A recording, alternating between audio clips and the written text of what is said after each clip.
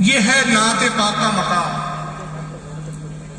یہ ہے نعت پڑھنے کا ڈھنگ اور سننے کا طریقہ۔ مگر کیا ہماری بزم آج کل ایسی رہ گئی ہے؟ کہ ہماری محفلیں اسی محفل کی ترجمان ہیں؟ ایک طرف ہمارا عقیدہ ہے کہ رسول اللہ جب نعت خوانی ہوتی تو تشریف لاتے ہیں، یہ عقیدہ ہے ہمارا۔ ہم التجا کرتے ہیں یا رسول اللہ کرم فرمائیے، اس بزم میں تشریف لائیے تاکہ آپ کی تشریف آوری سے برکتیں آ جائیں اور یہ بزم قیامت کے دن ہمارے لیے مقبولیت کا سبب بن جائے۔ تصور ہے کہ رسول موجود ہے اور انداز کیا ہے؟ بھانڈ ہو گیا تم لوگ۔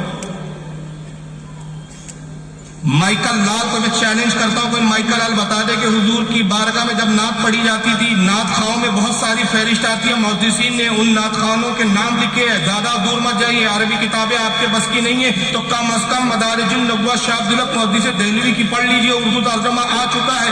امام قسطلانی کی المواہب اللدنیہ پڑھ لیجئے، امام زرقانی کی شرح المواہب پڑھ لیجئے، امام جو ہے برہان الدین حلبی کی سیرت الحلبیہ پڑھ لیجئے۔ یہاں سے وہاں تک بے شمار سیرت کی کتابیں، اور جہاں جن سیرت و نگاروں نے، جن محدثین نے، جن علماء نے حضور کی سیرتیں لکھی، وہاں حضور کے ان اصحاب کا ذکر کیا کہ حضور کی بارگاہ میں نعت کہنے والے کون سے صحابی تھے۔ ان میں حضرت حسان کا نام آتا ہے، حضرت ابوبکر صدیق کا نام آتا ہے، حضور کے چچا حضرت عباس کا نام آتا ہے، مولا کائنات علی مرتضیٰ کا نام آتا ہے، زید ابن حارث کا نام آتا ہے۔ یہ وہ مداح خوان رسول ہے جو نبی کی بارگاہ میں نعت لکھتے تھے اور حضور کو سناتے تھے۔ کیا کوئی حدیث میں دکھا سکتے ہو کہ جب صحابی پڑھتے تھے تو سارے صحابی یہی کرتے رہتے؟ یہ تماشا کیا ہے؟ یہ نعت خوانی ہے کہ بھانڈوں کی مجلس ہے؟ علماء بیٹھے ہیں، کوئی قدر نہیں، رم جھم رم جھم رم جھم رم جھم رم جھم، کائے کی رم جھم ہو رہی ہے؟ کیا پڑھ رہا ہے اس کو خود نہیں معلوم۔ نعت خواہ کو تو نعت پڑھ رہا ہے، منقبت پڑھ رہا ہے، نظم پڑھ رہا ہے، پڑھ کیا رہا ہے تجھے خود نہیں پتا۔ اور ایسے لوگوں کو وجد آتا ہے جن کو اذان سننے کے بعد بھی نماز پڑھنے کی توفیق نہیں ہوتی، لیکن نبی کی نعت پہ اتنے وجد آتے کہ موبائل کے لائٹ چالو گئے۔ ہر جلسے میں دیکھو تو نئی نئی بدعت۔ جتنا سنتوں پہ تم عمل نہیں کرتے اس سے زیادہ بدعتوں کو ایجاد کرنے کے لیے پلاننگ بناتے رہتے۔ یہ تقاضا ہے ممبر کا، میں بولوں گا کسی کو برا لگے میری بلا سے جائے 2 روٹی زیادہ کھائے، مجھے کوئی پرواہ نہیں ہے، کسی کے باپ سے نہیں ڈرتا میں۔ اصلاح کے نام پہ کانفرنس منعقد کرتے ہو، پہلے اپنی تو اصلاح کر لو، تو ہم کیا دوسروں کو دعوت دیں گے جب ہماری اپنے حال بگڑے ہوئے۔ آج مجھے اس لیے بلایا گیا کہ میں بدعقیدگی ظاہر کروں اور بدعقیدوں کا جو ہے رد کروں، لیکن ذرا ہم اپنے گریبان میں بھی تو جھانکیں کہ بھائی ہم کہاں تک درست ہے اور کہاں تک صحیح ہے۔ ایک نعت خواہ کا مجھے ذہن میں ذکر آ رہا ہے، نعت کہتے کس کو ہے؟ منی بھائی کا مجرا نہیں ہے کہ پڑھنے والا کیا پڑھ رہا معلوم نہیں، بس تکرار چل رہی ہے اور طوائفوں کے جیسے سروں پہ نوٹ نچھاور کی جاتی ہے، ایسے نعت خواہوں پہ یوں کیا ہے؟ یہ چھچورے ہو تم لوگ؟ ارے تم مؤدب قوم ہو، تم مہذب لوگ ہو، تم وہ لوگ ہو کہ اقبال کی زبان میں سبق پڑھ شجاعت کا، عدالت کا، سیاست کا، عدل کا کام لیا جائے گا تجھ سے دنیا کی امامت کا۔ تم دنیا کا امام بننے آئے ہو، نچنیا بن کے رہ گئے ہو۔ کیا امامت اور کیا قیادت کرو گے؟ پھر ذلیل و خوار نہیں ہوں گے، ظالم تم پہ مسلط نہیں ہوں گے، تم نبی کے نام پہ ڈھنڈورا کرتے ہو، اکوسلے بازی کرتے ہو۔ ایک نعت خواہ کا میں نام بتاتا ہوں، کون ہے؟ عبد الرحمن ابن جامی رحمۃ اللہ علیہ۔ عاشق رسول یہ ہوتے تھے، عاشق رسول یہ ہوتے تھے نعت خواہ۔ حج کے لیے نکلے، جب نکلے تو سرکار کی بارگاہ میں ایک نعت کے کچھ فارسی میں اشعار دیے اور ارادہ کیا کہ روضہ رسول پر حاضر ہوں گا، سرکار کی بارگاہ میں نعت کے اشعار عرض کر۔ جب مدینے کی سرحد کے باہر قافلہ رکا، سالار قافلہ کو بشارت ہوتی ہے کہ ہمارے اس قافلے میں ایک شخص ہے جس کا نام عبد الرحمن جامی ہے، علاقہ جام سے آیا ہوا ہے، اس کو مدینے میں داخلے کی اجازت نہیں ہے، اس کو روکو۔ سالار قافلہ خواب سے بیدار ہوا، کہ مجھے خواب میں کسی کہنے والے نے کہا کہ اس قافلے کے اندر ایک شخص ہے جس کا نام عبد الرحمن جامی ہے، علاقہ جام سے، ہرات کا شہر ہے جو ایران کا علاقہ ہے، وہاں کے رہنے والے تھے، ہرات وہاں کے علاقہ جام کا رہنے والا شخص ہے، کون ہے تم میں سے وہ شخص؟ حضرت عبد الرحمن آگے بڑھے، کہا میں ہوں۔ کہا آپ کو اجازت نہیں ہے، حضور کی طرف سے حکم دیا گیا ہے کہ آپ مدینے میں داخل نہیں ہو سکتے۔ لوگوں نے دیکھا تو لان تان شروع کر دی، بہت بڑا گناہگار پاپی معلوم ہوتا ہے، بہت بڑا خطا کار ہے، اس لیے حضور کی جانب سے اس کو روک دیا گیا ہے۔ آپ رونے لگے، روتے کہتے یا رسول اللہ آخر میرا قصور کیا ہے کہ اس غلام کو حاضر ہونے سے روکا جا رہا ہے؟ مچلتے ہیں، سالار قافلہ کی خوشامد کرتے، سالار قافلہ کہتا ہے کہ نہیں، اجازت نہیں ہے، ہمیں ڈر ہے کہ اگر ہم نے آپ کو اپنے ساتھ مدینے کے اندر داخل کر کے لے کے گئے، ساتھ میں لے گئے تو کہیں ہم پر عذاب نازل نہ ہو جائے۔ سالار قافلہ نے انکار کر دیا۔ بہرحال قافلے کے فرد سے آپ نے ایک طرح سے معاملہ طے کیا اور کچھ دیناروں کا اس کو لالچ دیا، کہا کہ جو تمہارے سامان کے صندوق ہے ایک صندوق میں مجھے چھپا دو، اس صندوق کو اونٹ پر بار کر دو، اونٹ پر لاد دو، کوئی مجھے دیکھے گا نہیں، اس طریقے سے میں مدینے میں داخل ہو جاؤں۔ وہ شخص روپیے کی لالچ میں آ گیا، اس نے روپیے لیے، لکڑے کا بڑا سا صندوق تھا، اس میں حضرت جامی کو صندوق پہ رکھا، صندوق بند کر دیا، صندوق کو اونٹ پہ لاد دیا گیا۔ صبح جیسی ہوئی قافلہ نکلا، ایک تیز ہوا، گرد و غبار، طوفان کے اونٹوں نے اور جانوروں نے آگے بڑھنے سے انکار کر دیا۔ ایسا مدینے کے جانب سے طوفان اٹھا کہ کوئی آگے بڑھ ہی نہیں پا رہا۔ سالار قافلہ نے حکم دیا کہ یہیں خیمے نصب کر دو، جب تک طوفان نہ تھمے ہم آگے نہیں بڑھ سکتے۔ بہرحال ہو گئے، رات کا وقت آیا، پھر خواب میں بشارت ہوتی ہے اور پھر کہا جاتا ہے کہ عبد الرحمن صندوق میں بند ہے، فلاں صندوق کو کھولو، اس کے اندر چھپ کر آ رہا ہے، پوشیدہ آ رہا ہے۔ صندوق کھولا گیا تو عبد الرحمن کہتا عبد الرحمن نہیں تھے، عشق و محبت کا ایک پیکر تھا جو صندوق میں قید تھا اور باہر آزاد ہوا۔ لوگ ابھی بھی یہی سمجھ رہے ہیں کہ صاحب بہت بڑا پاپی ہے، دیکھو چھپ کے جانا چاہتا ہے تب بھی روکا گیا۔ عبد الرحمن جامی رحمۃ اللہ علیہ روتے، پوری رات روتے، یا رسول اللہ مجھ غلام کو کیوں روکا جا رہا ہے؟ سرکار میری کیا خطا ہے، مجھے معاف کر۔ اتنا روئے کہ رونا رسول اللہ کی بارگاہ میں قبول ہو گیا۔ اس سالار قافلہ کو بشارت ہوتی ہے، سرکار بنفس نفیس تشریف لاتے ہیں اور کہتے ہیں کہ عبد الرحمن کو آنے دیا جائے۔ عرض کہ یا رسول اللہ پہلے کیوں روکا جا رہا تھا؟ فرمایا اس لیے کہ عبد الرحمن نے ہماری محبت میں ایک ایسی نعت لکھ کر لائی ہے کہ اگر وہ نعت ہماری قبر کے پاس آ کے پڑتا تو اس نعت کی کیفیت کا یہ عالم ہوتا کہ ہمیں اپنی قبر مبارک سے باہر ظاہر ہونا پڑتا، اس لیے روکا جا رہا تھا۔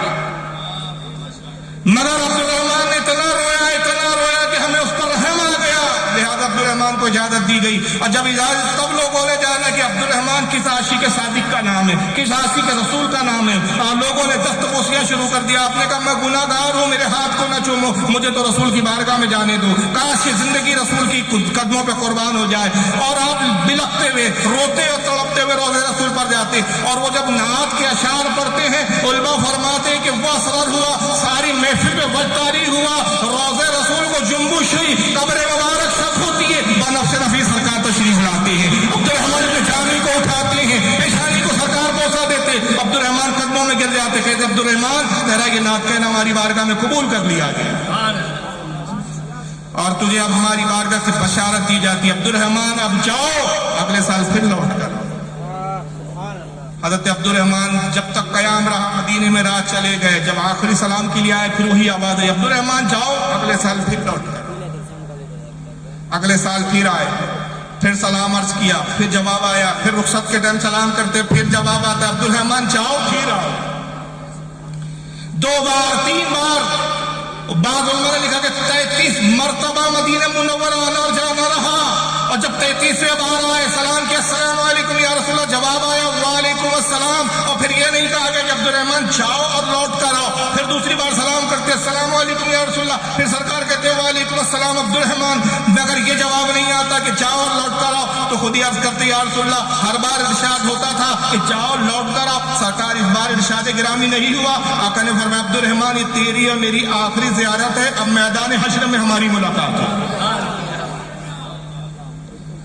یہ عاشق ہوتے تھے، کس انداز میں نعتیں پڑھی ہوئی ہوں،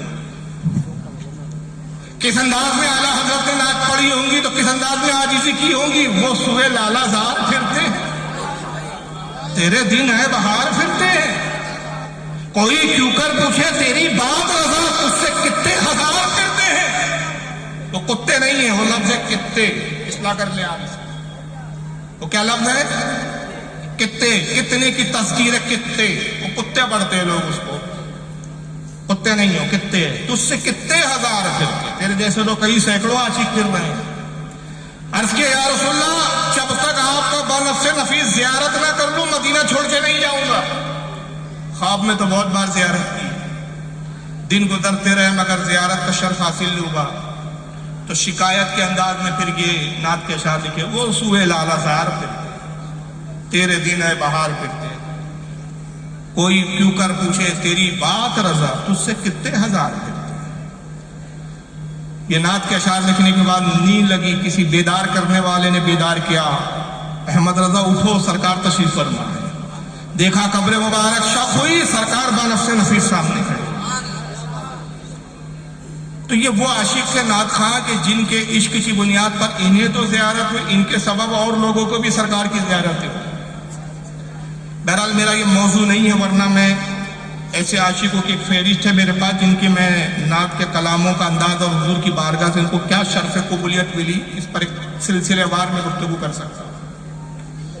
لیکن بتانے کا مقصد یہ ہے کہ اپنی اصلاح کیجیے, نئے نئے تماشے مت کیجیے کہ کہنے والوں کو آپ کا مذاق اڑانے کا موقع ملے, آپ پہ تنقید کرنے کا موقع ملے.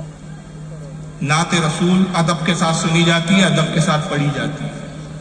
یہ اس کے طریقے نہیں ہیں. یہ آج پہلا جلسہ میں نے دیکھا, اس سے پہلے کئی جلسے میں نے اٹینڈ کیے, یہاں بھی برہنپور اس سے پہلے آیا, لیکن اس سے پہلے میں نے کبھی یہ موبائل والا شو نہیں دیکھا. یہ بھائی بریک ڈانس کرتے ہیں نا, وہ تو فلم ایکٹر, یہ وہاں تماشے چلتے ہیں. دینی مجلسوں میں اس طرح کی باتیں نہیں ہونی چاہیے, اس سے پرہیز کیجیے. میری شرعی ذمہ داری تھی کہ یہ میرے سامنے ہوا تو اس کی میں تردید کروں, تاکہ کل کوئی کہنے والا یہ نہ کہے کہ فاروق رضوی بیٹھا تھا, اس کے سامنے سب تماشے ہو رہے. میں نے اپنا فریضہ ادا کیا, ماننا نہیں ماننا آپ کے ذمے ہے. مانو گے آپ کا فائدہ, نہیں مانو گے کل آپ کو بارگاہ رسول میں جواب دے. تو محبت کے ساتھ نعت پڑھیے, عشق کے ساتھ, ادب کے ساتھ نعت پڑھیے اور ادب کے ساتھ سنیے. تصور کیجیے اگر اس بزم میں اعلیٰ حضرت بیٹھے ہوتے اور اس طریقے سے آپ نعت سن رہے ہو تو اس طرح سے پڑھی جا رہی ہو, کہ اعلیٰ حضرت گوارا کرتے. خدا کی قسم اتنے جوتے مارتے کہ سر کے بال جھڑ جاتے. اعلیٰ حضرت اس عاشق صادق کا نام ہے کہ اعلیٰ حضرت فرماتے رسول کا ادب تو بہت بڑی بات ہے. حضور فرماتے بچپن میں ایک بار جب مجھے گھر والوں نے بتا دیا, میرے والد نے بتا دیا کہ اس سمت غوث اعظم کا روزہ ہے, پھر فقیر نے تا عمر تک اس طرف کبھی قدم رکھ کے لیٹا اور سویا نہیں ہے. جو بارگاہ غوث اعظم کا اتنا ادب کرے, محفل نعت کیسی ہوتی ہوگی اعلیٰ حضرت. اس لیے پرہیز کیجیے چیزوں سے. اللہ تعالیٰ ہم سب کو عمل کی توفیق عطا فرمائے. اس وقت ہندوستان میں مسلمانوں پر 3 بڑی مصیبتیں ہیں, 3 فتنے ہمارے ساتھ بہت زیادہ عروج پر ہیں. فتنے تو چھوٹے چھوٹے بہت سارے ہیں, مصیبتیں مسلمانوں پہ چھوٹی چھوٹی بہت ساری ہیں, لیکن بڑی 3 مصیبتیں اگر آپ ان ساری چھوٹی مصیبتوں کو نظر انداز کر کے دیکھیں تو 3 فتنے وہ ہیں جس نے مسلمانوں کو اپنے گھیرے میں لے رکھا ہے اور مسلمان ان فتنوں کا شکار ہو رہے ہیں. اس میں ایک دشمنان اسلام کا فتنہ, جس کی بھرپور کوشش ہے کہ ہمیں اسلام سے ہٹا کے مرتد ارتداد کی طرف لایا جائے, اور اس کا ذریعہ انہوں نے ہمارے ہاں کی کمزور کڑی ہماری بہنوں کو چنا ہے. وہ جانتے ہیں کہ اگر ایک مسلمان کی کسی ایک لڑکی کو اگر ہم نے اپنی طرف کھینچ لایا کسی بھی طریقے سے, ایک نسل کو ہم پوری طرح خراب کر دیں. ایک یہ بہت بڑا فتنہ ہے ہمارے. آج اس قدر ہم مسلمانوں پر پریشر اور اتنا پریشرائز کیا جا رہا ہے کہ مسلمان اپنے تخصص کو, اپنے اسلام کی شناخت کو, اپنی اسلام کی نشانیوں کو دن بدن چھوڑتا ہے. کئی نمازوں کو لے کر تکلیفیں دی جاتی ہیں, کئی داڑھی کو لے کر فتنہ کھڑا کیا جاتا ہے, کئی لباس کو لے کر ماب لنچنگ ہو جاتی ہے. مختلف طریقے سے مسلمانوں کو دبانے اور ستانے کی کوشش کی جا رہی ہے. ایک غیر مسلموں کا فتنہ ہے جو اسلام کو فنا کرنا چاہتا ہے اور اہل اسلام کو اسلام سے ہٹانا چاہتا ہے. اب یہ تو کھلے دشمن ہیں ہمارے، ان دشمنوں کو ہم آسانی سے پہچان بھی لیتے ہیں۔ اگر کوئی اس طرح کا دشمن آتا ہے اور اسلام کے خلاف کچھ کہتا ہے تو ہم اس کے حلیے سے، اس کے انداز سے، اس کی مذہبی شناخت سے ہم پہچان لیتے ہیں کہ یہ شخص کون ہے۔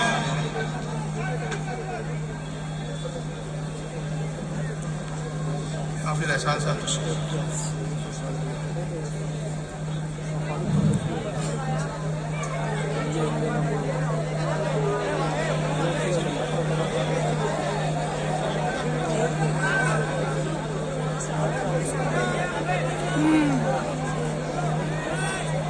الگ سے رکھیں۔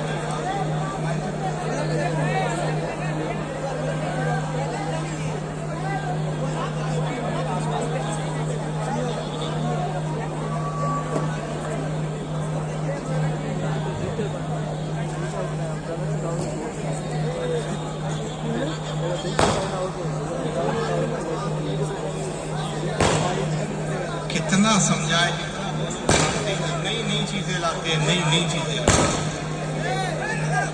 یہ ایک بار انڈور میں یہ چنگاری اڑی، چھپا نہیں گیا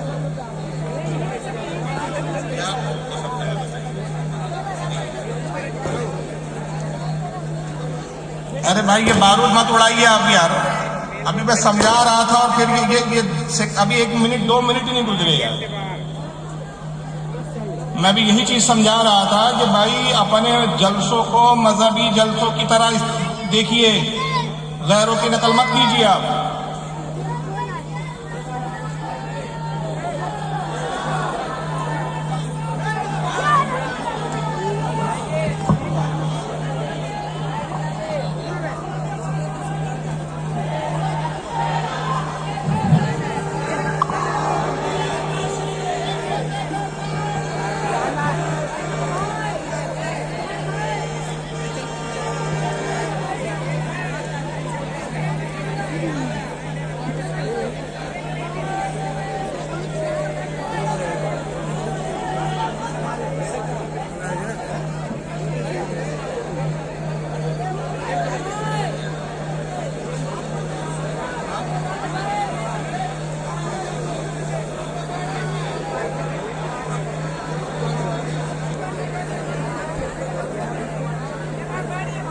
پھر وہ گمراہوں میں ہوتا ہے، گمراہوں کے بعد پھر کفر کی طرف چلا جاتا ہے، اور کفر کے بعد اسلام سے خارج ہو کر مرتد ہو جاتا ہے، لیکن وہ سمجھتا اپنے آپ کو اس وقت بھی مسلمان ہے۔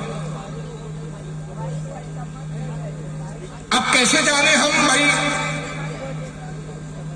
کہ جس کے بارے میں بتایا جا رہا ہے کہ ہمارا اپنا نہیں، اس کو کیسے پہچانے، کیسے سمجھے؟ تو اس کا بہت آسان طریقہ ہمارے آقا صلی اللہ علیہ وسلم نے بتا دیا۔ حضور صلی اللہ علیہ وسلم نے قیامت تک کیا ہوگا، کیا ہونے والا ہے، سب کچھ اس کی خبر دی۔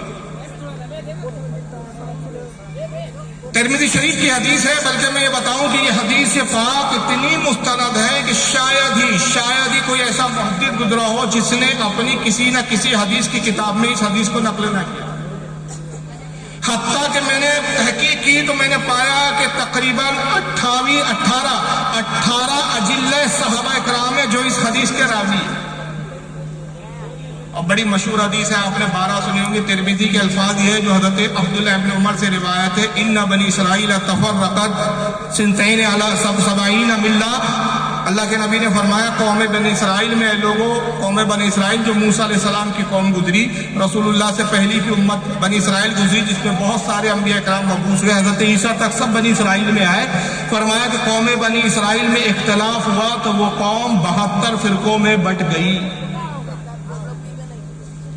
وَتَفْتَرِقُ أُمَّتِي عَلَىٰ 30 و70 مِلَّةً۔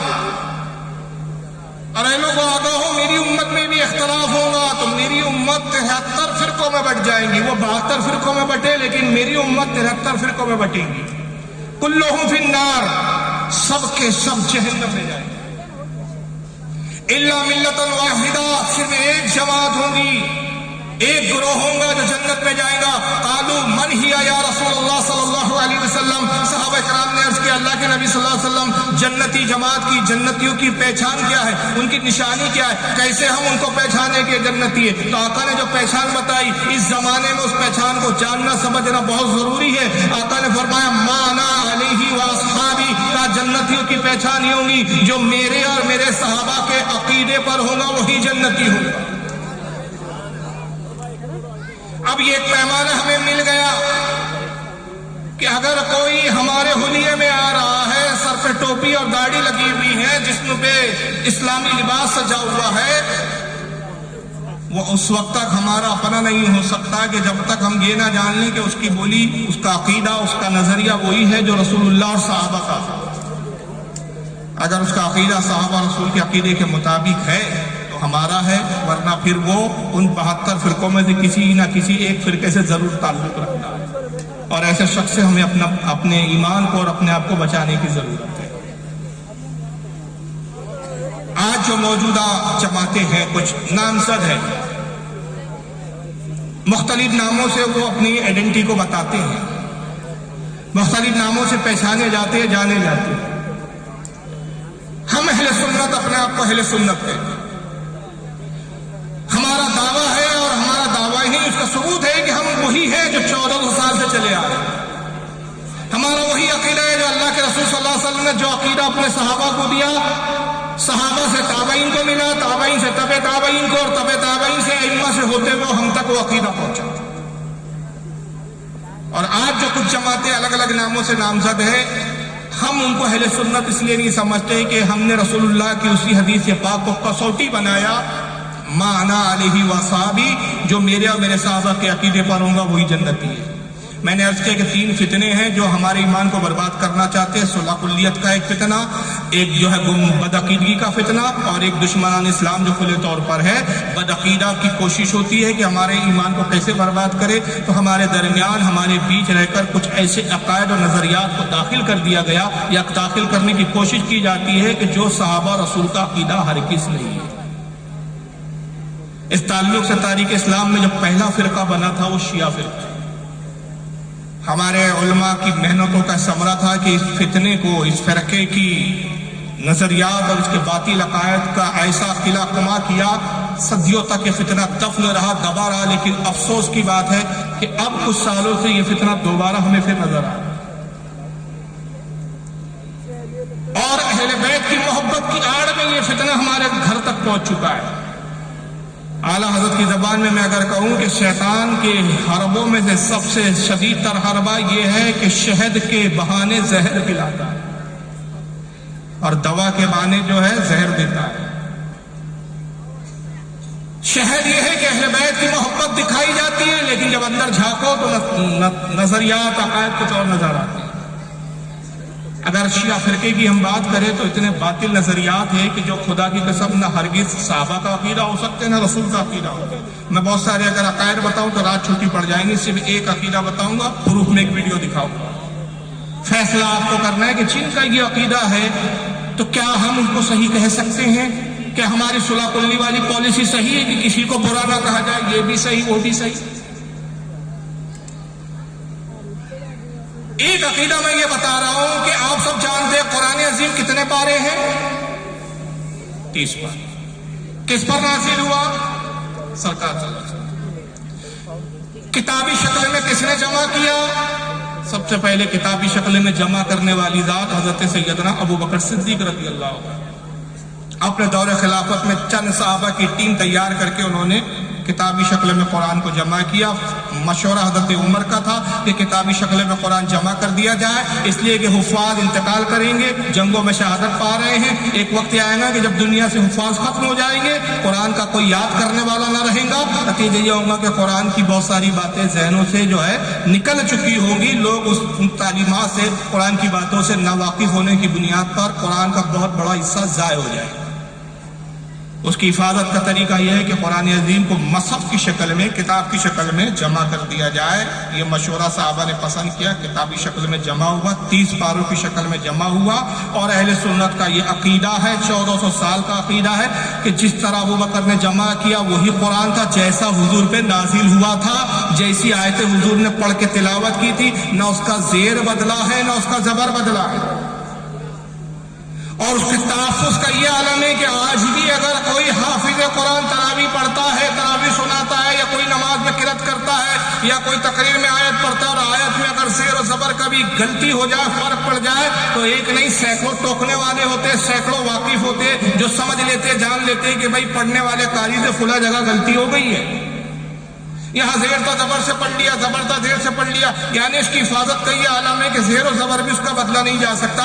لیکن شیعہ وہ باطل فرقہ ہے جو محبت اہل بیت کی آڑ میں ہمارے درمیان میں داخل ہونا چاہتا ہے، جنہوں نے یہ عقیدہ بنایا معاذ اللہ نعوذ باللہ کہ آج جو موجودہ قرآن ہے یہ قرآن محفوظ ہے ہی نہیں، یہ تحریف شدہ قرآن ہے۔ حضرت ابو بکر کو اہل بیت سے بہت نفرت تھی، لہذا اس نفرت کی بنیاد پہ معاذ اللہ صد بار معاذ اللہ جناب ابو بکر صدیق رضی اللہ تعالیٰ عنہ نے قرآن کا بہت سارا وہ حصہ جو اہل بیت کی فضیلت میں آیا تو اس کو قرآن سے نکال دی، اور باقاعدہ باضابطہ اسی کتابیں اس فرقے میں لکھی جو اس فرقے کے، ہمارے نزدیک تو ان کی کوئی حیثیت نہیں، مگر اس فرقے کے معتبر مستند معتمد علماء کہلاتے ہیں، جن میں اگر میں نام لوں تو کلینی ہے، اصول کافی انہوں نے کتاب لکھی، معاذ اللہ ان کتاب کی نسبت امام جعفر کی طرف کی گئی کہ ساری روایتیں ہم نے امام جعفر حضرت ابو عبداللہ امام جعفر سے نقل کی، اور ساری من گھڑت روایتیں امام جعفر کے کھاتے میں ڈال کے کہا گیا کہ سات قرآن میں اتنے ہزار آیتیں تھی، اتنی آیتیں ابو بکر نے نکال دی، اتنی ہزار موجود، قرآن کا ایک بڑا حصہ نکال دیا۔ ملا باقر مجلسی اس فرقے کا ایک مولوی ہے، اس نے حیات القلوب نام کی کتاب لکھی، اس میں ذکر کرتا ہے کہ سورہ اہل بیت ایک مکمل سورت تھی، ابو بکر نے پوری سورت کو نکال دیا۔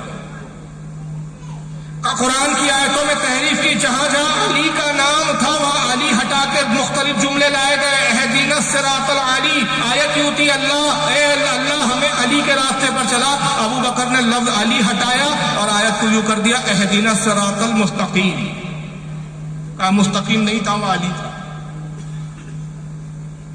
کہا فصلوا اہل الذکر ان کنتم لا تعلمون، یہ آیت ابو بکر نے بدلی، آیت یوں تھی فصلوا علی لا تعلمون، علی سے پوچھو اگر تم کو علم نہ ہو، علی ہٹا کے اہل ذکر کر دیا۔ وَإِن كُنتُمْ فِي رَيْبٍ مِّمَّا نَزَّلْنَا عَلَىٰ عَبْدِنَا فَأْتُوا بِسُورَةٍ مِّن مِّثْلِهِ، کہا یہاں پر من مثل نہیں تھا بلکہ یہاں تھا من مثلی نہیں تھا بلکہ تھا مثل علی، علی کے مثل ہے، جو کچھ ہم نے اپنے پیغمبر محمد پہ نازل کیا اور ساتھ میں علی کی جیسا بھیجا، اس کی مثل کوئی اور علی ہو تو لے آؤ، وہاں علی ہٹا کے صاحب وہاں پہ قرآن کر دیا انہوں نے، جبکہ وہاں ذکر علی کا ہے۔ اس طرح بہت ساری آیتیں باضابطہ اصول کافی میں لکھی ہے، یہ کتاب میرے پاس موجود ہے، 6 جلدوں میں چھپی ہے۔ حیات القلوب میرے پاس موجود ہے جس میں یہ باتیں لکھی گئی ہے کہ ابو بکر نے بدل دیا، پھر کہا گیا کہ جب ابو بکر بدل رہے تھے تب سوال ہوتا ہے بھئی علی کیا کر رہے تھے اس وقت؟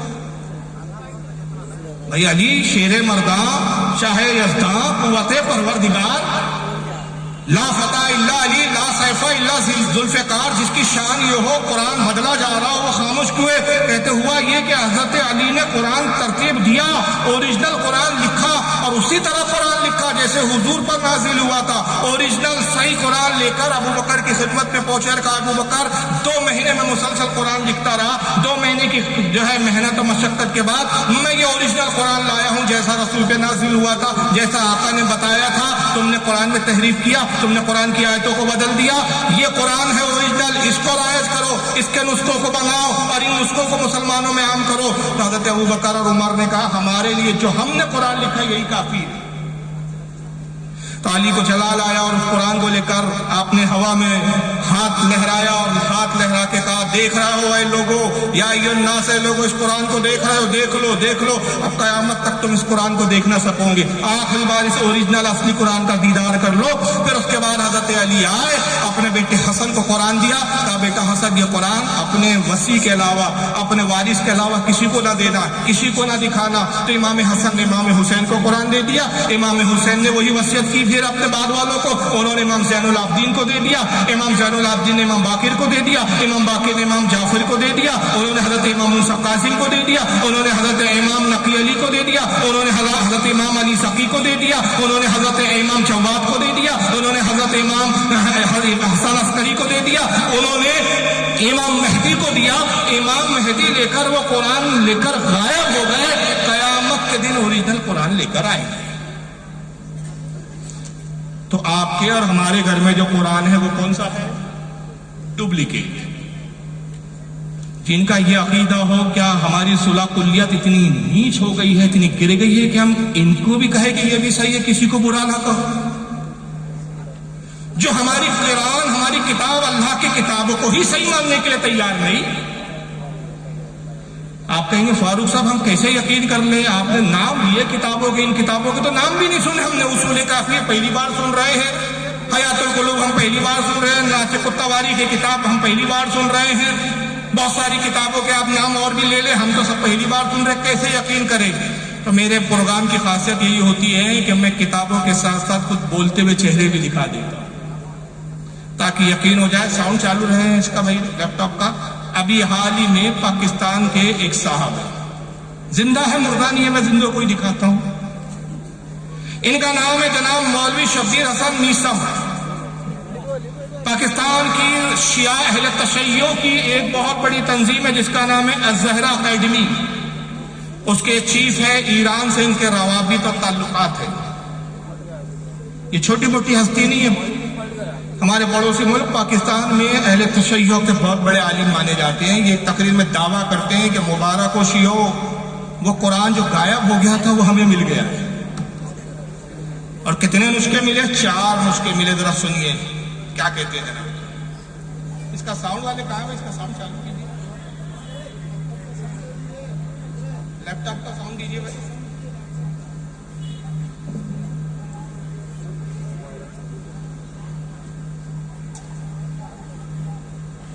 نہیں آ رہا ہے بھائی, کیوں نہیں آ رہا؟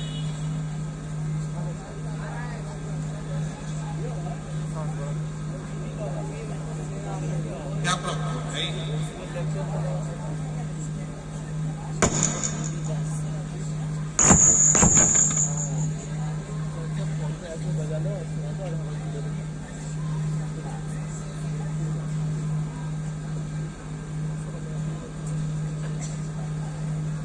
شریف پڑھے آپ. اللہم صلی علی سیدنا مولانا شفیعنا و حبیبنا و طبیبنا و نبینا و مولانا محمد و علی آلہ و اصحابہ و بارک وسلم. صلاۃ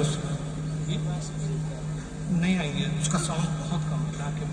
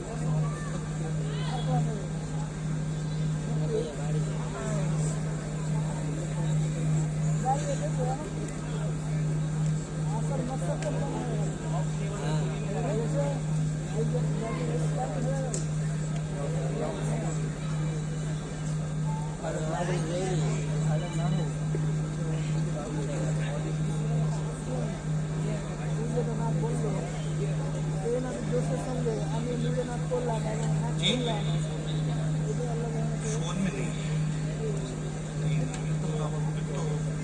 زیادہ بڑی پکسل بڑے زیادہ رہتے ہیں.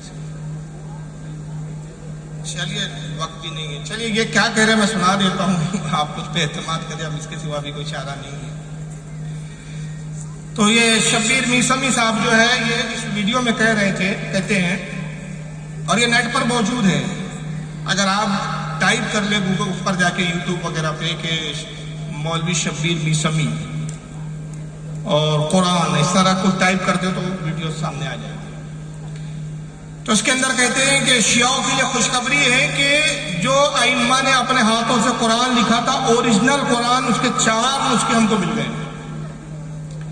اور اس 4 نسخوں کو ہم نے کیا کیا ہے، برٹش میوزیم لائبریری کو بھیجا ہے برطین میں، تاکہ وہ اس کو چیک کر کے بتائیں کہ یہ اسی زمانے کا کاغذ ہے، اسی زمانے کی سیاہی ہے، تاکہ تصدیق کرے وہ کہ یہ وہی قرآن ہے۔ یعنی انداز لگائیے، قرآن اللہ کی کتاب ہے، مسلمانوں کے لیے نازل ہوئی، اور اس کی تصدیق کون کریں گے؟ انگریز لوگ کریں گے۔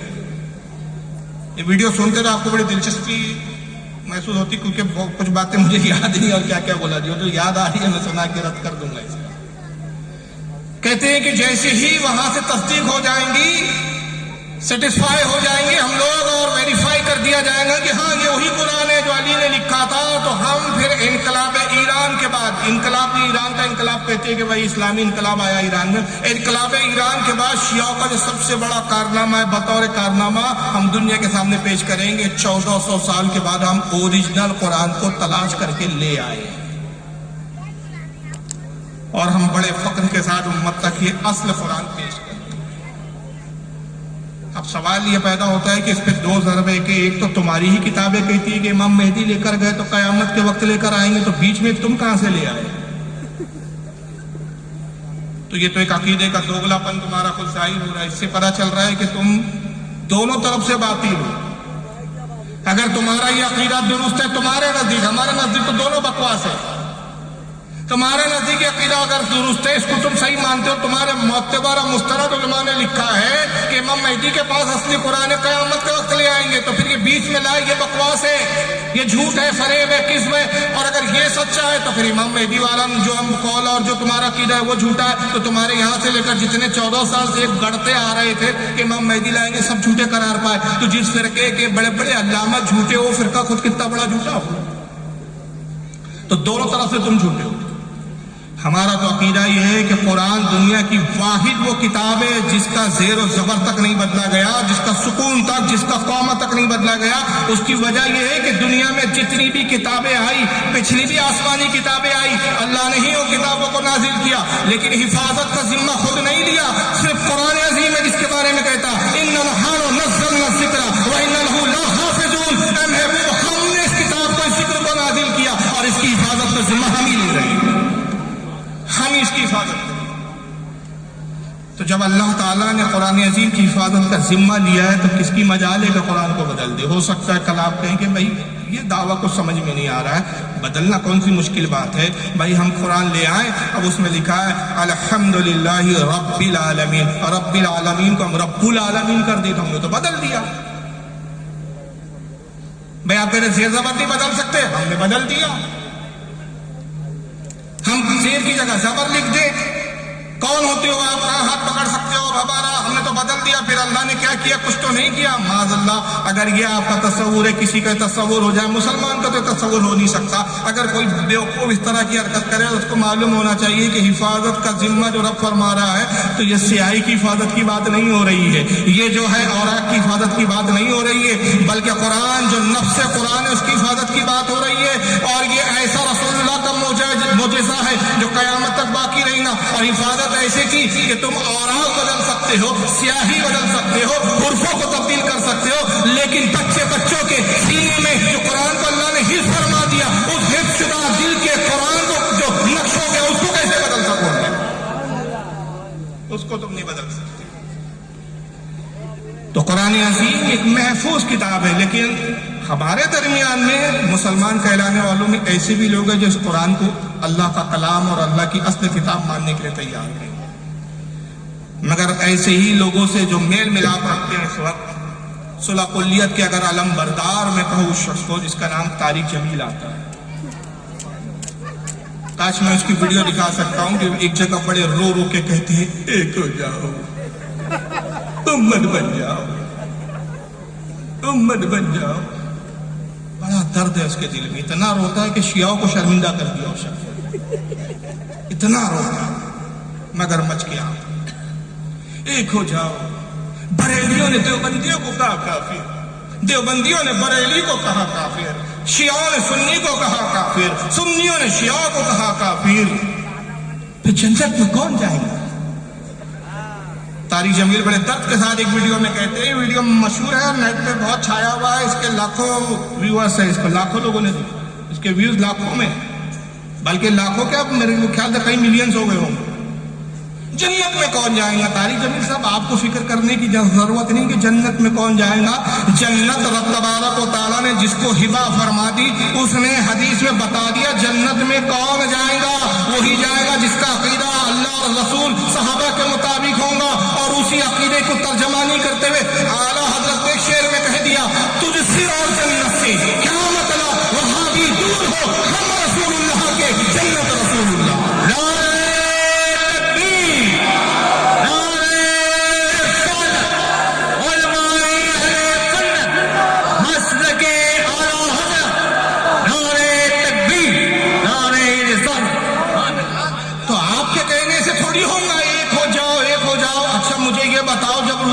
मेरी उम्मत में 73 फिरके होंगे, क्या किसी कोई ज़ईफ से ज़ईफ हदीस में भी ये दिखा सकता है कि किसी साहबी ने कहा या रसूलल्लाह जब आपकी उम्मत 73 फिरके हो जाए तो कोई ऐसी तदबीर बता दीजिए, कोई ऐसा नुस्खा किमिया बता दीजिए कि इस बिखरी हुई उम्मत को हम एक कर दे।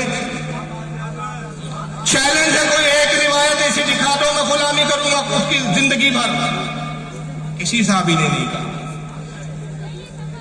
अगर खुदा की कसम फिरकों को, सब जमातों को एक करने की अगर किसमें सबसे ज्यादा सलाहियत थी तो सहाबा की जमात हो सकती थी, मगर साहबी में किसी ने नहीं कहा यार रसूलल्लाह कोई ऐसा नुस्खा बताइए। बल्कि उसके बरस क्या कहा, अल्लाह के नबी जो 72 जहन्नम में जाएंगे उनसे क्या लेना देना हमारा, जो जन्नती उसकी पहचान बताइए। क्यों या रसूलल्लाह, आपकी जबान से जो बात निकलती है वो बहन जिसकी हर बात वही है खुदा, उसकी नाफिज हुकूमत पे लाखों सलाम।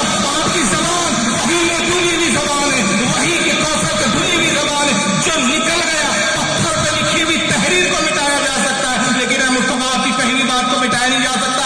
आपने कहा मेरी उम्मत में 73 होंगे तो अब 73 हो ही गए, उसको कोई रोक नहीं सकता। तो हुजूर जब रोका नहीं जा सकता तो हमें उन जमातों से क्या करा जो जहन्नमी है, हमें जन्नती जमात की पहचान बताइए, ताकि वो पहचान उम्मत तक पहुंचे तो हम जहन्नमियों को छोड़कर जन्नतियों के साथ हो जाए। ये सहाबा ने तालीम हमको, हमें ठेका नहीं दिया गया, हमें जिम्मेदारी नहीं दी गई कि तारिक जमील की तरह हम सबको मिलाने बैठ गया, एक हो जाओ उम्मत बन जाओ। उम्मत बन जाओ, उम्मत बन चुकी।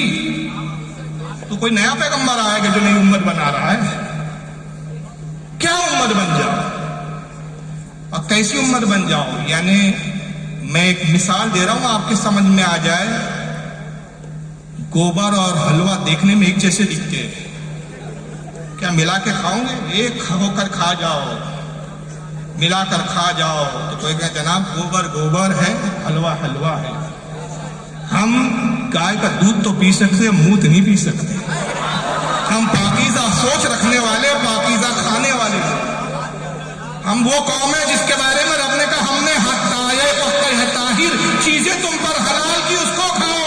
तो हम तैयब ताहिर लोग हैं, नापाक लोग नहीं है। तो पता चला कि जो बुराई छोड़कर अच्छाई की तरफ आ जाते हैं वो ताहिर होते हैं, पाकीज़ा लोग होते हैं, उनकी सोच और फिक्र पाकीज़ा होती है। और जो सब्ज़ू गोबर को एक करने की बात करते हैं, समझ में आ गया कि उनकी सोच कैसी होती है। वो कौम ताहिर कौम नहीं होती, नापाक और नजिस कौम होती है। फैसला आप करें कि आपको नजिस होना है कि ताहिर होना। और ना कुरान की तालीम में तारिक जमील से मैं पूछना चाहता हूं और उसके चाहने वालों से पूछना चाहता हूं कि तारिक जमील साहब, क्या आप कुरान की एक आयत, एक सिर्फ एक, जिस दिन एक आयत दिखा दोगे खुदा की कसम तकरीर करना छोड़ दूंगा। आपका रदी नहीं, तकरीर ही करना छोड़ दूंगा और इतराफ करूंगा, एक वीडियो बना के इतराफ करूंगा, भाई तारिक जमील साहब ने हमारा मुतालबा पूरा कर लिया, आज से मैं तकरीर करना छोड़ता हूं। तारिक जमील साहब को सलाम करता हूं, उनको बुरा बोलना बंद करता हूं। आज तक जितना उनको मैंने बुरा कहा सबके लिए मैं उनसे माफी चाहता हूं। और वो सिर्फ क्या है मेरा चैलेंज, कुरान की एक आयत तारिक जमील ऐसी दिखा दे कि अल्लाह ने फरमाया हो सब एक हो जाओ। एक आयत दिखा दो आप कुरान की। हमें ये तो नहीं मिलता कुरान में, उसके बरस क्या मिलता है, वला तल्बिसुल हक्का बिल बातिल व तक्तुमुल हक्का व अंतुम तालमून। अल्लाह फरमाता है हक और बातिल को आपस में ना मिलाओ, हक और बातिल को आपस में ना मिलाओ और दीदा दानिस्ता जानते हुए समझते हुए हक को ना छुपाओ।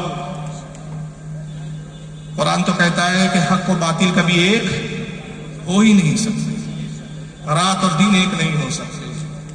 کفر و اسلام ایک نہیں ہو سکتے. اور پھر صلح کلیت کے لیے تعلیم یہ دی جاتی ہے. اللہ فرماتا ہے اسلام میں آئے ہو تو پوری طرح اسلام میں آئے ہو. کچھ یہ بھی ٹھیک کچھ وہ بھی ٹھیک نہیں. اب سوال یہ پیدا ہوتا ہے کہ پھر ہمارا ان سے اختلاف کیا ہے. تو میرے بعد انشاءاللہ وہ موضوع حضرت علامہ مولانا حافظ احسان صاحب قبلہ کو دیا گیا ہے، وہ بتائیں گے کہ کن کتابوں کی بنیاد پر ہمارا ان سے اختلاف ہوا اور مسلمان کہلانے والے ہی دو گروہ میں بٹ گئے. ایک باطل کی طرف چلے گئے، آج ایک اب بھی حق پر ہے اور انشاءاللہ قیامت تک حق پہ رہیں گے، وہ ہم ہیں. لیکن بطور تمثیل صرف ایک مثال میں دے کے گزروں گا. تحذر الناس نام کی کتاب لکھی گئی تھی. حفظ الایمان بھی لکھی گئی، انشاءاللہ میرے بعد کے خطاب میں وہ ذکر آئیں گا. شاید برائن القاطیہ لکھی گئی اور بھی کتابیں لکھی گئی. تقویۃ الایمان لکھی گئی، فتاوی رشیدیہ لکھی گئی. ساری کتابیں یہاں موجود ہیں. جو حوالے دیے جائیں گے دیے جا رہے ہیں، ہر حوالہ دکھانے کی ذمہ داری ہے. تحذر الناس میں مولوی قاسم نانوتوی دارالعلوم کے دیوبند کے بانی کہے جاتے ہیں. جملوں پہ غور کیا ہے. سہارنپور میں جو جماعت کا سب سے بڑا ادارہ مدرسہ، اس کے کیا کہے جاتے ہیں؟ بانی. جبکہ بانی ہے نہیں ہے، غاصب ہے. ایک لمبی تاریخ ہے. اس کا بانی کوئی اور تھا، باقاعدہ اس پر کتابیں موجود ہیں. ایک لمبی گفتگو ہو جائے گی، میرا موضوع آج وہ ہے نہیں. پتہ نہیں انہیں کیا سوچی. کسی نے ان سے ایک سوال کیا. حضرت عبداللہ ابن عباس کا ایک اثر ہے. اثر کہتے ہیں جو صحابی جس کو روایت کرے اور رسول سے منقول نہ ہو. حدیث موقوف بھی کہتے ہیں اس کو. کہ 7 زمین ہے، 7 زمینوں میں 7 انبیاء ہے، 7 آسمان ہے، 7 آسمانوں میں 7 انبیاء ہے. تو حضور کے زمانے میں 7 زمینوں میں 7 رسول ہے، آسمانوں میں 7 رسول ہے. ہماری زمین کے اوپر ہے کہ کل 15 نبی ہے. سیدھا سا جواب یہ تھا. اس حدیث پہ سوال کیا. محدثین نے اس حدیث کو موضوع اور جھوٹا قرار دیا اور محدثین نے فرمایا کہ عبداللہ ابن عباس سے یہ اثر ثابت ہی نہیں. راویوں پہ بحث کی. اب اگر ان کو جناب کو اسماء و رجال پہ نظر نہیں تھی، اگر قاسم نانوتوی صاحب کی، تو کم از کم اتنا جواب دیتے کہ بھئی یہ عقیدہ اہل سنت نہیں ہے. ہمارا عقیدہ قرآن کے اوپر ہے اور قرآن سے اگر کوئی بات ٹکرا جائے تو اس کو چھوڑ دی جاتی ہے. پھر یہ حدیث بھی نہیں ہے، مرفوع بھی نہیں ہے، عبداللہ ابن عباس کا اثر ہے اور قرآن اور حدیث سے صحیح حدیث اگر ٹکرا رہا ہے اس کو ہم نہیں مانتے. لیکن جناب وہاں پتہ نہیں کیا سوجی محقق بن کے بیٹھ گئے. انہوں نے کہا کہ بھائی دیکھو ایسا ہے، حضور صلی اللہ تعالی وسلم کا جو خاتم النبیین ہونا ہے، اگر حضور کے زمانے میں 15 نبی بھی مان لیا جائے تب بھی حضور کی خاتمیت میں فرق نہیں آتا. ہر زمین میں حضور کی طرح نبی مانے جا سکتے ہیں. آدم کے زمانے میں 15 آدم تھے، شیش علیہ السلام کے زمانے میں شیش تھے، نوح علیہ السلام کے زمانے میں 15 نوح تھے. ہر زمانے میں ہر نبی آیا اس کے جیسے اور نبی بھی ہر 7 زمین اور 7 آسمان کے طبقوں میں رہے. تو قاسم نانوتوی پھر یہاں بڑے علم بھگار نے بیٹھ کر کہا کہ دیکھیں صاحب ایسا ہے کہ جو قرآن عظیم میں حضور کی خاتمت کا ذکر آیا کہ قرآن عظیم نے کہا ما کان محمد ابا احد من رجالکم ولکن رسول اللہ و خاتم النبیین، کہ اے لوگوں محمد تمہارے مردوں میں سے کسی کے باپ نہیں ہے بلکہ وہ اللہ کے رسول ہے اور نبیوں میں سب سے آخر ہے. حضور کے بعد اب کوئی آخری نبی نہیں آئے گا. سرکار کی متواتر حد تواتر کو پہنچی ہوئی حدیث، صحیح الاسناد حدیث، کسی نے اختلاف نہیں کیا. اجماع اس حدیث پہ آقا نے ایک بار نہیں 2 بار نہیں 12 کہا لا نبی آبادی، لا نبی آبادی، میرے بعد کوئی نبی نہیں، انا خاتم النبیین، میں آخری نبی ہوں. کہا یہ جو خاتم النبیین کے معنی ہیں یہ نہیں ہے کہ حضور آخری میں آئے زمانے میں، مرتبے کے اعتبار سے آپ خاتم النبیین ہیں. کہ جس لیول کے آپ ہیں، جو مرتبہ مقام اللہ نے آپ کو عطا کیا، بس وہ مقام آپ پر ختم، وہ مرتبہ آپ پہ ختم. آپ کے بعد بھی نبی آ سکتا ہے. یہ الگ بات ہے کہ وہ اقصی نبی ہوگا، ذلی نبی ہوگا، آپ کا نائب ہوگا، مقام و مرتبہ میں آپ کے برابر نہیں ہوگا. حضور کے بعد بھی اگر کوئی نبی آئے تو حضور کی خاتمیت میں فرق نہیں آ سکتا. معاذ. کیا آپ یہ مانتے ہیں کہ حضور کے بعد کوئی نبی آئے گا؟ اور یہ عقیدہ کیا مسلمانوں کا عقیدہ ہو سکتا ہے، اسلام کا عقیدہ ہو سکتا ہے؟ صریح کفری عقیدہ. بھائی جس حدیث کا میں نے ٹکڑا پڑھا نا، یہ لا نبی آبادی، میرے بعد نبی نہیں، اس کا پہلا ٹکڑا کیا ہے؟ کس سے کہا تھا؟ حضرت عمر سے کہا میرے بعد اگر کوئی نبی ہو سکتا تھا تو وہ عمر ابن خطاب ہو سکتے تھے. حضرت عمر جیسا نبی نہیں ہو سکتا تھا تو آج کوئی کتنا ہی بڑا وقت کا ولی کامل ہو، کتنا ہی بڑا عالم فاضل ہو، ایک صحابی کے برابر نہیں ہو سکتا، تو حضرت عمر تو اس سے بلند ہے۔ تو جب حضرت عمر نہ ہو سکے تو آج پیدا ہونے والا کوئی نبی کیسے ہو سکتا ہے؟ لیکن ہوا کیا کہ کتاب اصل میں لکھنے کی ضرورت کیوں پیش آئی قاسم نانوتوی کا بھی ایک تھوڑا سا پس منظر ہے کہ قاسم نانوتوی صاحب کی ایک سوانح حیات ہے جس کا نام ہے سوانح قاسمی، اس کی پہلی جلد ہے، اور اس کے لکھنے والے مناظر حسن گیلانی ہیں جو ان کے خلیفہ مرید اور ان کے شاگرد ہیں۔ انہوں نے ان کے حالات کی زندگی پہ لکھی، کہا کہ مولانا قاسم نانوتوی بچپن میں یہ خواب دیکھا کرتے تھے کہ وہ اللہ کی گود میں بیٹھے،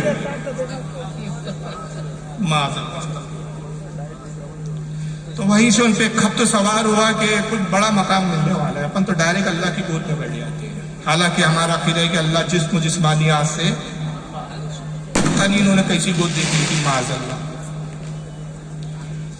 پھر آگے ایک جگہ لکھتے ہیں اسی کتاب میں کہ ایک مرتبہ اپنے پیر و مرشد حاجی امداد اللہ کے پاس آئے۔ میری بات سمجھ میں آ رہی ہے نا آپ لوگوں کے؟ ان کے پیر صاحب تھے حاجی امداد اللہ، ان کے پاس آئے اور کہا کہ حضور جب بھی میں تسبیح لے کے بیٹھتا ہوں پڑھنے، جب بھی تسبیح لیتا ہوں اللہ کا ذکر کرتا ہوں تو ایسا محسوس ہوتا ہے جیسے منو مجھ پر بوجھ رکھ دیا گیا ہو، جیسے پہاڑ مجھ پر لاد دیے گئے، اتنا بوجھ محسوس ہوتا ہے۔ پیر صاحب نے کہا معاذ اللہ، پیر صاحب نے کہا مبارک ہو، یہ وہ بوجھ ہے جو رسول اللہ کو وحی کے وقت محسوس ہوتا تھا۔ اللہ تم سے وہی کام لے گا جو نبی سے لیا گیا۔ اب چچا جان کو، قاسم چچا کو خواب سوچنے لگے، آج نہیں تو کل جبریل آئیں گے، بولیں گے مبارک ہو تم نبی۔ اور حضور کی خاتمیت میں اس لیے فرق نہیں آئے گا، تم نبی ہو لیکن حضور کے برابر کے نبی نہیں ہو، چھوٹے لیول کے نبی، چھوٹے والے، حضور کے اسسٹنٹ نبی۔ نتیجہ کیا ہوگا کہ لوگوں کا ذہن سازی کرنے کے لیے تحذیر الناس لکھ ماری کہ بھائی ڈائریکٹ نبوت کا دعویٰ کریں گے تو ایسا نہ ہو کہ سارے لوگ دوڑ پڑے، اتنے جوتے مارے کہ سر کا بال بھی نہ بچے۔ تو تحذیر الناس کے لیے پہلے تھوڑا ذہن بنا دیا جائے کہ بھئی خاتم النبیین کے معنی یہ نہیں کہ حضور آخری نبی زمانے کے اعتبار سے نہیں، زمانے کے اعتبار سے نہیں، مقام و مرتبے کے اعتبار سے۔ مگر ہوا یہ ایک بڑا عجیب و غریب معاملہ ہوا کہ کتاب آئی اور ابھی وہ اپنی پلاننگ میں لگے ہوئے تھے کہ بازی کوئی اور مارے۔ اب بازی کس نے ماری؟ گرداسپور پنجاب کا علاقہ ہے، وہاں کا ایک شخص تھا جس کا نام تھا غلام احمد قادیانی۔ اس نے دعویٰ کیا میں نبی ہوں، آ گیا نبی۔ سارے دیوبند میں ہلچل مچ گئی، کہا تو کیسے نبی ہے؟ کہا آپ ہی کے تعلیم نے لکھا ہے کہ بھئی نبی آ سکتا ہے۔ آ سکتا نہیں، میں آ گیا۔ آ سکتا ہے کیا ہوتا ہے؟ میں تو خود آ گیا، مانو مجھے اب نبی۔ مجھ پہ تو وحی بھی آ رہی ہے، جبریل بھی آ رہے ہیں میرے پاس۔ بڑے پریشانی ہوئی دیوبندیوں میں کہ بھائی بازی تو کوئی اور مار گیا۔ مولوی طاہر گیاوی کی میرے پاس ویڈیو ہے، آڈیو ہے، سوری معاف کرنا، ویڈیو نہیں آڈیو ہے، اور اسی کے چینل پہ ڈلی ہے، وہیں سے میں نے اپلوڈ کیا، ابھی بھی ڈیلیٹ نہیں کیا، ابھی بھی موجود ہے۔ طاہر گیاوی کہتا ہے کہ جب غلام احمد قادیانی نے نبوت کا دعویٰ کیا تو ہماری جماعت کے بہت بڑے عالم تھے، بہت بڑے علامہ تھے، بہت بڑے محدث تھے، بڑی تعریف کی۔ ان کا نام تھا عطا اللہ بخاری۔ نام پہ غور کرے، پورا واقعہ نام پہ ارد گرد گھومتا ہے، عطا اللہ بخاری۔ ترجمہ کیا ہوتا ہے؟ اللہ کی عطا، اللہ کی دین۔ وہ کھڑے ہوئے اور غلام احمد قادیانی کو للکارا، مناظرہ کر، تو کیسے نبی ہے؟ غلام احمد قادیانی تیار ہوا، چلو مناظرہ کر لیں گے، میں ثابت کرتا ہوں میں نبی ہوں۔ بہرحال مناظرہ ہوا، مناظرے میں عطا اللہ بخاری نے کہا، یہ طاہر گیاوی کے بقول، آڈیو میرے پاس موجود ہے، میں صبح تک رکا ہوا ہوں، 2 بجے میری یہاں سے روانگی ہے، آپ میری قیامگاہ پر آئیں، میں آپ کو آڈیو سنا دوں گا، یہاں چل نہیں رہے اسپیکر، اس لیے سنانے سے معذرت طلب، معذرت چاہتا ہوں، مجھے آواز ہی نہیں آ رہی ہے۔ طاہر گیاوی کہتے ہیں کہ عطا اللہ بخاری نے کہا تو نبی ہے، اس کی دلیل دے۔ استغفر اللہ، لا حول ولا قوت الا باللہ العلی العظیم۔ یہ ہے دیوبندیوں کے جہالت کا علم۔ ان بیچاروں کو نہ کتابوں پہ نظر، نہ فتاووں پہ نظر۔ امام ابن حجر المکی الشافعی رحمۃ اللہ علیہ فتاوی حدیثیہ میں نقل فرماتے ہیں کہ حضور خاتم النبیین ایسے ہیں کہ اب حضور کے بعد کوئی نبوت کا جھوٹا دعویٰ کرے اور کوئی اس سے نبوت کی دلیل مانگے، دلیل مانگنے والا کافر ہو جائے۔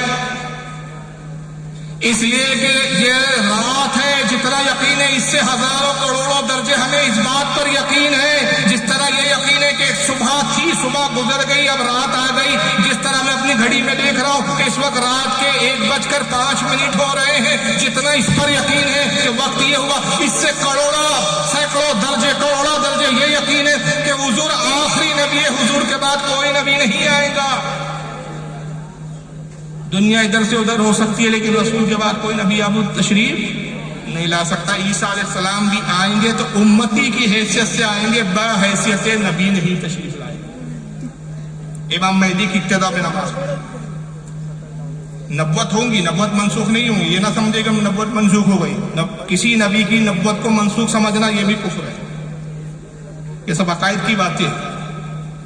نبی ہوں گے لیکن حیثیت اپنی کیا ظاہر کریں گے؟ امتی. اور یہی وجہ ہے کہ امام مہدی اس زمانے میں قیامت کے وقت امام ہوں گے، ان کی ابتدا میں آپ نماز مقتدی کی حیثیت سے پڑھیں.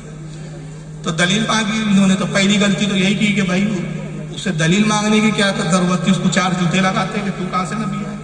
اسے دلیل مانگتے. تو کہا کہ غلام احمد قادیانی نے دلیل دی. کہا ہاں میری دلیل تو قرآن میں موجود ہے.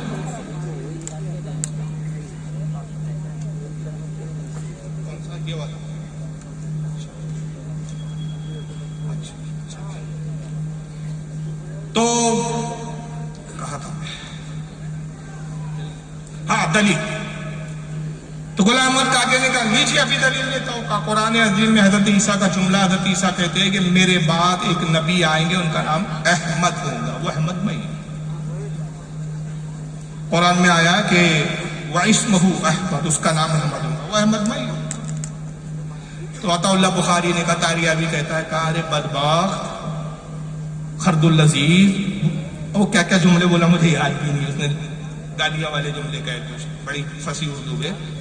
حضرت اللہ بخاری نے کہا ارے بدبخت، ارے خبیث، ابے گدھے، قرآن میں جو ہے حضرت عیسیٰ کہہ رہے میرے بعد نبی آئیں گے وہ احمد ہوں گے. وہ تو احمد آیا ہے، تیرا نام تو غلام احمد ہے. تو احمد کا ہے، تو احمد کا غلام ہے، تو احمد کیسے ہو گیا؟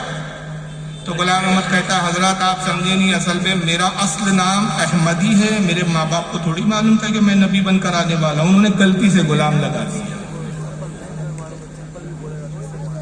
غلطی سے غلام، وہ غلطی ماں باپ کی ہے، میری نہیں. تو عطا اللہ بخاری کا جواب سنیے. اور طاہر گیاوی کی اس بات پر پورا مجمع کہہ لگا رہا ہے، داد دے رہا ہے. کیا دلیل دی ہے دیوبندیوں نے؟ یہ ان کا علمی ظرف ہے. تو عطا اللہ بخاری مسکرائے کہا اوہ ہو، میں تو سمجھتا تھا یہ حادثہ میرے ہی ساتھ ہوا ہے، آج پتہ چلا آپ کے بھی ساتھ ایسا حادثہ ہو گیا. اصل میں میرا نام اللہ ہے، میرے ماں باپ کو پتہ نہیں تھا میں اللہ ہوں، تو انہوں نے عطا اللہ لگا دیا. اور چونکہ میں اللہ ہوں تو میں نے تو آپ کو نبی بنایا نہیں، تو آپ نبی بن کیسے گئے؟ اب اس کے جواب میں ایک جملہ بول کے اس پہ کیا تبصرہ کروں، وقت بھی نہیں ہے کیونکہ ہمارے بیرونی مہمان کو بھی مجھے وقت دینا ہے. میں آپ کا وقت زیادہ نہیں لوں گا کیونکہ میں انشاءاللہ آتا رہتا ہوں. گزشتہ بار بھی آیا تھا اور انشاءاللہ اللہ نے چاہا تو آگے بھی موقع ملیں گے. بس اتنا بول کے میں جواب مکمل کر دیتا ہوں کہ میں نے کہا یہ تو ایسی بات ہوئی کہ مولوی طاہر گیاوی یہ کہنا چاہ رہے ہیں کہ اگر ہے غلام احمد قادیانی تو اپنے زمانے کا جھوٹا نبوت کا دعویٰ کر کے مسلمہ قذاب ہے، تو ہمارے یہاں بھی نمرود و فرعون کی کمی نہیں ہے جو خدا ہی دعوے کرتے ہیں. اور ایسا تھا. آپ کو تعجب ہوگا، الجمیت کا شیخ الاسلام نمبر ایک کتاب ہے میرے پاس موجود ہے. ان کے شیخ الاسلام کون تھے؟ رشتے ناتے بتا دو. حسین احمد ٹانڈوی نام تھا، کون ہے معلوم ہے؟ ابھی محمود مدنی صاحب. اور ان کے چچا ہے ابھی ارشد مدنی، جو کہہ رہے تھے ابھی خوب بڑا بوال چلا انڈیا میں ان کو لے کر کے اوم اور اللہ ایک ہی ہے، معاذ اللہ. اس کا ویڈیو آپ نے سب نیوز چینل پہ دیکھا ہوگا، میرے پاس اس وقت لیپ ٹاپ پہ بھی موجود ہے ویڈیو. اس پر کافی وبیلا ہوا کہ معاذ اللہ اللہ اور اوم کیسے ایک ہو سکتے. توبہ نہیں سوچی صاحب، ہندوؤں نے بھی ایکسیپٹ نہیں کیا، مسلمانوں نے بھی ایکسیپٹ نہیں کیا. ارشد مدنی صاحب کے وہ حسین احمد ٹانڈوی جو ہے والد ہوتے غالب، اور محمود مدنی کے دادا اشرف علی تھانوی کے شاگرد. وہ مر گئے تو ان کی تاریخ میں پورا ایک جمعیت ان کی جماعت ہے نا، جمعیت العلماء. تو جمعیت کا شیخ الاسلام نمبر نکالا گیا، ان کی زبانیں لکھی گئی. تو اس میں لکھا گیا کہ شیخ الاسلام حسین احمد ٹانڈوی صاحب جو تھے وہ خدا تھے، زمین پر اپنی کبریائی پر پردہ ڈال کے انسان بن کر آئے. زمین پہ چلتے پھرتے تھے، لوگ پہچان ہی نہ سکے یہ تو خدا ہے چلتے رہے. گزرنے کے بعد، انتقال کے بعد لوگوں کے پاس سمجھ میں آیا کہ یہ خدا ہمارے بیچ رہا بھی، اٹھا بیٹھا بھی، کھایا پیا بھی، رہن سہن بھی کرتا رہا، پھر چلا گیا۔ مرنے کے بعد پتہ چلا تو ان کیا خدا بھی ہے صاحب؟ اور یہ کتابوں میں موجود ہے، چھپ رہی ہے کتاب، انکار نہیں کر سکتے لوگ۔ اس پر ہمارے علماء کے مناظرے ہوئے، ہمارے علماء نے بارہا ان کتابوں کو پیش کیا۔ انہوں نے توبہ نہیں کی، برات کے اظہار نہیں کیے، اپنی ان بکواسات کی تعویلات کی، اور ان تعویلات میں بجائے اس کے کہ وہ اپنے بزرگوں سے کفر کو اٹھاتے اور مزید کفر اپنے اوپر لاتے گئے۔ تو یہ ایک بنیادی اختلافات ہے کہ یہ رسول اللہ کی نبوت کے قائل نہیں۔ ایک جماعت وہ ہے جو اللہ کی کتاب، آخری کتاب قرآن عظیم کو محفوظ ماننے کے لیے تیار نہیں، تحریف شدہ قرار دے رہے ہیں، اوریجنل کتاب ماننے کو تیار نہیں۔ دیوبندیوں کا طبقہ وہ جو نعوذ باللہ من ذالک رسول اللہ صلی اللہ علیہ وسلم کے بعد بھی نبی آنے کا قائل ہے، اور ایک تیسرا اسی فرقے کی ایک شاخ بول لے یا ان کی اصل کے جس سے دیوبندی نکلے۔ میں کنفیوز ہوتا ہوں کہ دیوبندی ان سے نکلے یا یہ وہ دیوبندی سے نکلے، وہ فیصلہ ان پہ چھوڑتا ہوں، کیونکہ دونوں کے اکابر تقریباً ایک ہی ہے۔ اسماعیل دہلوی کو یہ بھی مانتے ہیں، وہ بھی مانتے ہیں، ابن تیمیہ کو وہ بھی مانتے ہیں، یہ بھی مانتے ہیں، ابن قیم جوزیہ کو وہ بھی مانتے ہیں، یہ بھی مانتے ہیں۔ کئی مولوی علماء اسے قرآن قدیم گزرے جن کو دونوں مانتے، دونوں کی تعلیمات پر عمل کرتے ہیں۔ تو ایک ہے اہل حدیث، نام نہاد اہل حدیث، ان کے بھی عقیدوں میں کیا اختصار آتا ہے، کیا خرابیاں آتی ہے۔ رسول اللہ کی بدترین گستاخ فرقہ یہ جس کو سب سے زیادہ مانتے ہیں، جس کو سب سے بڑا عالم اپنی جماعت کا سمجھتے ہیں، وہ عبدالحلیم ابن تیمیہ۔ عبدالحلیم ابن تیمیہ کی ایک کتاب ہے جس کا نام ہے کتاب الوسیلہ۔ کتنا سخت حملہ کیا اس نے، یہ رسول اللہ کی حیات کا قائل نہیں، معاذ کہتا ہے حضور وصال فرما گئے، برزخی زندگی ہے، برزخ میں ہے، اس قبر میں بھی نہیں ہے، اس دنیا میں بھی نہیں ہے۔ اور ہم اہل سنت کا عقیدہ کیا ہے، اور اس پر دلائل ہے ہمارے پاس، قرآن کے بھی دلائل ہے، حدیث کے بھی دلائل ہے، احادیث بھی ہے ہمارے پاس۔ کیا ہے وہ دلائل؟ کہ حضور صلی اللہ علیہ وسلم اپنی قبر مبارک میں اپنے جسم کے ساتھ حیات ہے، اور آپ کی حیات حصی دنیاوی حیات ہے، حقیقی حیات ہے۔ آپ کی حیات برزخی نہیں بلکہ دنیاوی حیات ہے، اور یہ اختیار ہے کہ عالم برزخ میں بھی تشریف لے جاتے ہیں، جنت میں بھی تشریف لے جاتے ہیں، زمین پر سیر بھی فرماتے، اور کرم فرمائے تو اس بزم میں بھی تشریف لے آئے۔ مرضی مبارک ہے، اللہ تعالیٰ نے اختیار دیا، اسی لیے ہم نے کہا محبت میں کہ سنا ہے آپ ہر عاشق کے گھر تشریف لاتے ہیں، میرے گھر میں بھی ہو جائے چراغا یا رسول اللہ۔ لیکن آپ کا مرکز حقیقی کیا ہے؟ آپ کی قبر مبارک، اور اس کے لیے اسی لیے آپ فرماتے ہیں من زار قبری وجبت لہ شفاعتی، جس نے میری قبر کی زیارت کی اس پر میری شفاعت واجب ہے۔ اور ایک حدیث میں فرمایا جس نے میرے موت کے بعد میری قبر کو دیکھا گویا اس نے مجھے زندگی میں ہی دیکھا۔ تو ہم اس طرح حیات کو مانتے ہیں، لیکن ابن تیمیہ نے کتنا خطرناک حملہ کیا حضور صلی اللہ علیہ وسلم کی حیات کو لے کے، حیات کا انکار ہی نہیں کیا، حضور کی سرکار صلی اللہ علیہ وسلم کی توہین بھی کی، بدبخت۔ کتاب الوسیلہ میں لکھتا ہے کہ بعض جھوٹے صوفی، بعض جھوٹے صوفیہ کہتے ہیں اولیاء کی جماعت کو،